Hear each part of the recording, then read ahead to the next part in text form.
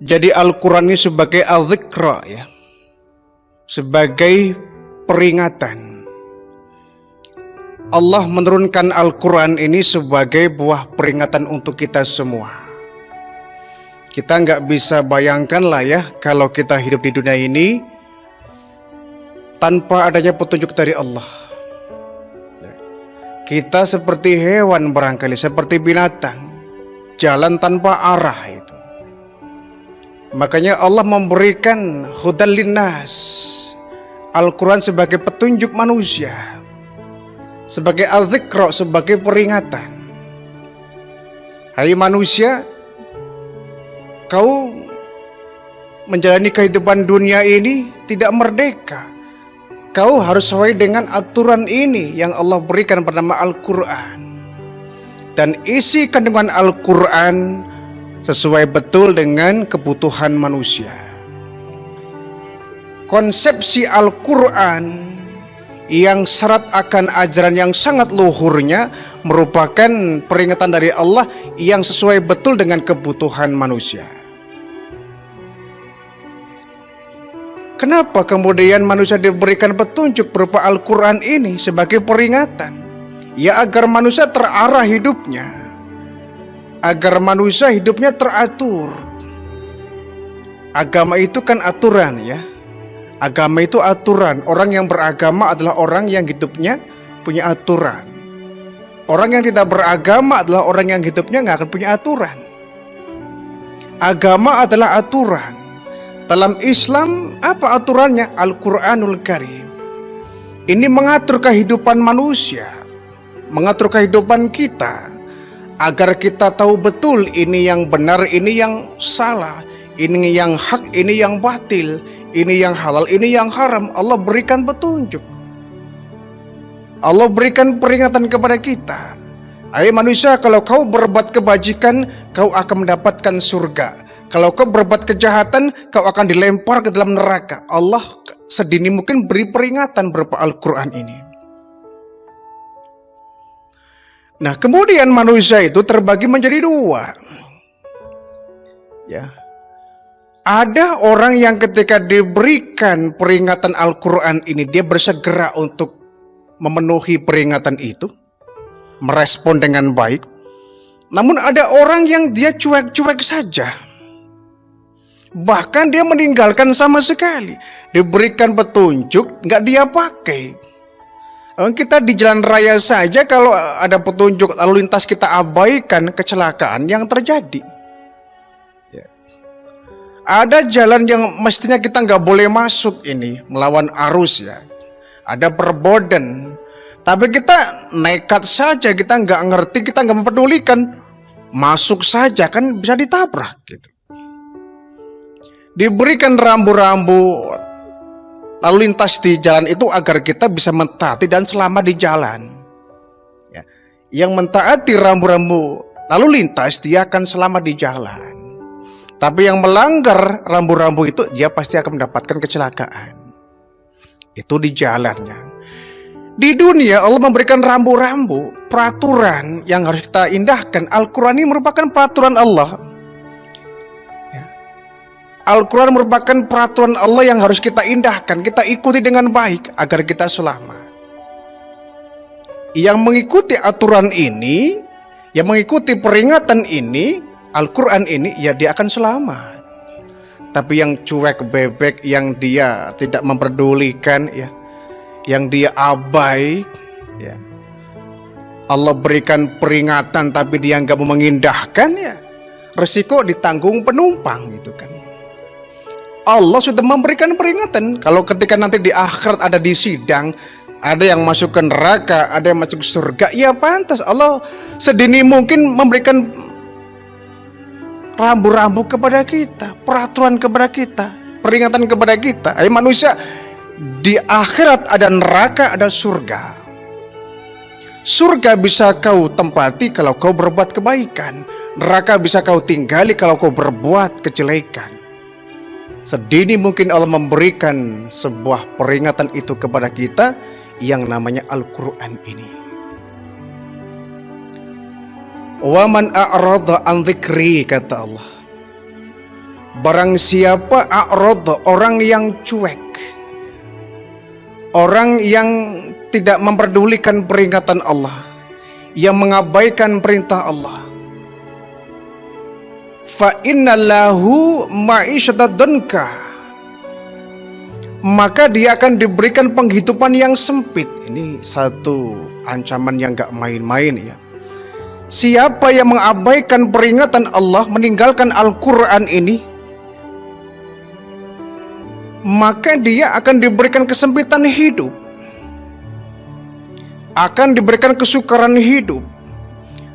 Orang yang sudah jauh dari Al-Quran, hidupnya menggunakan otak saja ya, akalnya menjadi petunjuk hidupnya, sudah seperti binatang deh itu. Seperti hewan, dia nggak mengenal hukum halal haram, dia nggak mengenal hak batil, dia nggak mengenal yang baik mana yang buruk mana. Hidup semaunya akal saja, kacau balau gitu. Maka akan sempit hidupnya. Mungkin dia punya uang, mungkin dia orang kaya, mungkin dia punya harta berlimpah, tetapi kalau sudah Allah menyempitkan hidupnya, maka hartanya sudah nggak ada manfaatnya. Uangnya tidak akan memberikan kebahagiaan hidup. Kenapa? Sudah disempitkan hidupnya oleh Allah Subhanahu wa Ta'ala. Ya, ini hukuman bagi orang yang mengabaikan peringatan Allah. Hidupnya akan sempit.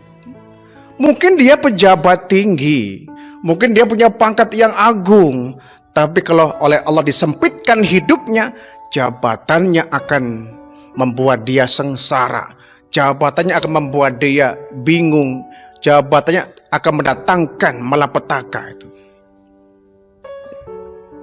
Ma'isyatan danka, dia akan diberikan kesempitan hidup. Sementara kita akan mohon kepada Allah untuk dilapangkan urusan kita ya, dimudahkan urusan kita. Setiap kali kita bekerja, kita mohon kepada Allah agar kita diberikan kemudahan. Wa yassirli amri, agar kita dimudahkan urusan kita ya, dimudahkan segala urusan kita. Siapa kalau bukan kepada Allah kita minta ya, minta diluaskan rizki kita, minta diluaskan kehidupan kita, minta disukseskan usaha kita, bisnis kita ingin dilancarkan oleh Allah, ya kepada Allah kita memintanya. Sementara kalau dengan Al-Quran kita jauh, kita meninggalkan Al-Quran, kita mengabaikan Al-Quran, bahkan kita menginjak-injak Al-Quran ini kan luar biasa. Ma'isyatan danka, Allah akan memberikan kesempitan, kesulitan hidup baginya. Walaupun dia mungkin orang kaya, orang sukses, orang berjabatan tinggi, orang yang berlimpah ruah, perusahaannya banyak, orang yang bisa menguasai dunia, bahkan dia penguasa tunggal umpama ya, dia orang nomor 1 di daerahnya. Tapi kalau Allah sudah menyempitkan hidupnya, kemana dia pergi akan menuai masalah, kemana dia pergi akan menemui kebuntuan masalah, akan menemui kebuntuan masalah. Setiap kali mendapatkan problematika akan selalu buntu, mendapatkan masalah, tidak mendapatkan jalan keluar. Kenapa? Dia jauh dari Allah. Ya ja'allahu makhraja, ini hanya diberikan kepada mereka orang yang bertakwa kepada Allah. Ya ja'allahu makhraja, akan dikeluarkan dari segala macam kesulitan hidup. Sebaliknya orang yang cuek akan peringatan Allah, meninggalkan perintah Allah, mengabaikan perintah Allah, fa innallahu ma'isyatan danka, Allah akan memberikan baginya kesempitan hidup. Na'udzubillah min dzalik. Bukan hanya itu, kata Allah, wa nahsyuruhu yaumal qiyamati a'ma. Mereka akan dikumpulkan nanti di hari kiamat di padang mahsyar dalam kondisi matanya buta. Subhanallah, la haula wala quwata illa billah. Kumpul di padang mahsyar di hari kiamat, di hari akhir nanti di alam akhirat, kumpul di padang mahsyar dalam kondisi buta matanya. Oh, yang gak buta saja bingung. Di padang mahsyar kita akan berkumpul, manusia dari zaman Nabi Adam sampai hari kiamat akan dikumpulkan di tempat yang satu. Akan menunggu giliran kita dipanggil oleh Allah, akan disidang satu persatu. Semua kita sibuk dengan urusan masing-masing. Semua kita sibuk dengan urusan kita masing-masing di padang mahsyar. Kita akan tumben. Kita nggak pernah ke sana. Sekalinya di sana kita dalam kondisi matanya buta. Na'udzubillah summa na'udzubillah. Kenapa matanya buta? Ya karena dia membutakan diri. Saat di dunia ini mereka cuek itu. Sok nggak mendengar. Seolah-olah dia nggak mendengar peringatan Allah. Ada suara azan, ya dia abai saja. Ada suara qomat, ya abai saja. Ada suara orang baca Al-Quran, ya dianggapnya angin lalu saja. Tidak menggentarkan hatinya, tidak menarik hatinya untuk beribadah kepada Allah. Padahal dia orang Islam, ya orang Islam. Ya bedalah dengan orang yang mungkin barangkali dia punya aliran kepercayaan, kan ada ya. Orang yang memiliki faham aliran kepercayaan, dia beriman kepada Allah, tapi dia nggak mau melaksanakan perintah Allah. Ini juga nggak benar ya. Karena apa? Kita punya standar kok, Nabi Muhammad, Rasulullah. Kalau kita bertanya siapakah orang yang paling bersih hatinya, ya tidak lain kecuali baginda Rasul. Siapa orang yang paling luhur budi pekertinya? Nggak ada jawabannya, cuma satu, baginda Rasulullah. Jadi kalau ada orang beranggapan hati sudah bersih, boleh nggak sholat, ya kacau balau. Ini aturan dari mana ya? Orang sudah baik hatinya, sudah luhur budi pekertinya, boleh nggak ibadah? Ini aturan dari mana? Wong baginda Rasul orang yang paling bersih hatinya, paling suci batinnya, paling luhur akhlak budi pekertinya, tapi Nabi tetap sholat, puasa Ramadan, zakat, ya, haji dan lain sebagainya. Kita ikuti ke sana. Ya, artinya orang yang dibutakan oleh Allah, mereka yang diberikan peringatan berupa Al-Quran, dia nggak mau beragama, dia nggak beragama, dia cuek dengan peringatan Allah. Padahal kalau kita ibadah, ya manfaatnya bukan untuk Allah ya.